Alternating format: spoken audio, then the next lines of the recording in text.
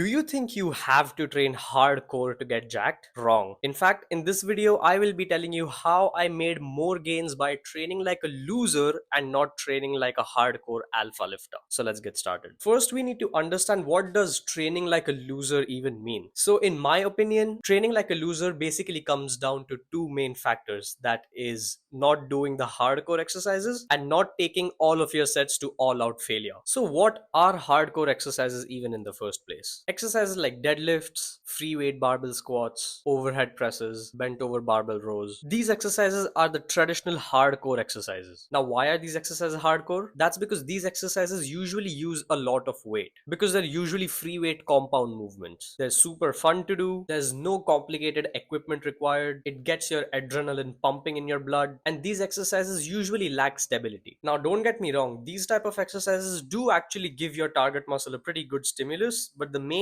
caveat here is the amount of fatigue they get with them. These movements are always super fatiguing, like so fatiguing that by the third set you're basically just getting through the motions with minimal target muscle activation. Moreover, with lack of stability always comes higher risk of injury, and the single biggest thing that will give you the most amount of gains is sticking to your workout routine consistently, and higher injury risk prevent you from doing exactly that. Moreover, it's harder to reach pure muscular failure on these free weight compound lifts because again, lack of stability, and the other thing is the weights need re-racking in these type of exercises. Basically, you can't push to complete failure on a free weight barbell squat because the weight is just going to fall on you. Plus, there's a much higher chance of neural failure before reaching pure muscular failure because of so many accessory muscles being involved in stabilizing the entire movement. So because of all these reasons, I almost stopped doing all the hardcore exercises and switched to much more stable variations of the same exercises like Romanian deadlifts instead of deadlifts, or chest supported T-bar rows instead of bent over barbell rows, or lateral raises on the machine or cables instead of overhead presses, or Smith machine squats instead of free weight barbell squats. Now, these exercises are definitely not as fun as the hardcore versions of them, but these will give you a much better stimulus to the muscle because all of these exercises remove the issue of stability. Moreover, all these exercises will give you a similar amount of stimulus, if not more, for the fraction of the fatigue that the hardcore exercises bring along with them. These exercises are generally less fatiguing even though they target the same target muscle, mainly because these exercises are more stable, and more stability means lesser activation of accessory muscles. And the lesser muscles your body needs to activate and the lesser effort your body needs to put in stabilizing the entire movement, lesser the overall fatigue. And lesser fatigue means you can actually go harder on the target muscle. That's because your nervous system isn't as fatigued as the hardcore exercises. So you can recover faster between sets and you can put in more effort on your target muscle. And that is exactly what you want, right? Because after all, you want to get more gains. Take deadlifts and Romanian deadlifts, for example. The hardcore exercise, that's the deadlifts, it is going to involve so many muscles from your body. Like your traps are involved because you're using so much weight. Your glutes will definitely do a lot of work. Lower back is probably the main muscle that's been working in this exercise. Sometimes even your quads are activated. And because you're using so much weight, the amount of neural fatigue is just indefinite. So there is not really any one single clear target muscle in deadlifts. But when you reduce all the weight from the deadlifts and switch to a stiff leg variation, in other words, Romanian deadlifts or RDLs, now you have a clear target muscle. That's your glutes, hamstrings, and lower back. Basically, your lower posterior chain. You can clearly focus on micro adjusting the movements so that you activate more of these muscles instead of any other accessory muscles like your quads. Moreover, because you're using a lot lesser weight, your nervous system is not going to be nearly as fatigued as compared to deadlifts. So you can actually push harder on these exercises and get a better stimulus for your glutes, lower back, and hamstrings. Moreover, even the range of motion in Romanian deadlifts is so much more as compared to normal traditional deadlifts. So this is why sometimes training like a loser is going to give you more gains. And the second part is not taking all of your sets to failure, because similarly, taking all of your sets to failure will definitely give you more results, but along with them they bring a shit ton of fatigue. Plus, another thing is that if you take all of your sets to failure, you just aren't able to do enough volume because obviously your body is fatigued and it needs to recover. So you're not going to be able to do nearly as much volume as you would if you didn't take all of your sets to failure and just the last one. And now, from tons of scientific studies, we know that volume is one of the most important factors to decide your hypertrophy. It's mainly mechanical tension, your training intensity, and the third one is volume. Think about it. Let's do some maths. Say I do a total of 3 sets with 20 kgs. In my first set, I do 10 reps, that is 0 RIR. In my second set, I do 7 reps, that is also 0 RIR. In my third set, I do 5 reps, that is also 0 RIR. That's pretty realistic. So in this case, my total volume is 440 kgs. But now if I don't take all of my sets to failure and just the last one, then I will do 8 reps in my first set, that is 2 RIR, then 8 reps in my second set, that is 1 RIR, obviously more than 7 because I'm not as fatigued because I didn't take my previous set to complete failure. And in my third set also, I can get 8 reps because the fatigue is still manageable, but this set will be 0 RIR. Now in this case, when I didn't take all of my sets to failure except the last one, my total volume is about 480 kgs. And this is the main advantage of not taking all of your sets to failure. You'll need to understand that you're in the gym to make the most out of your time and effort so that you get jacked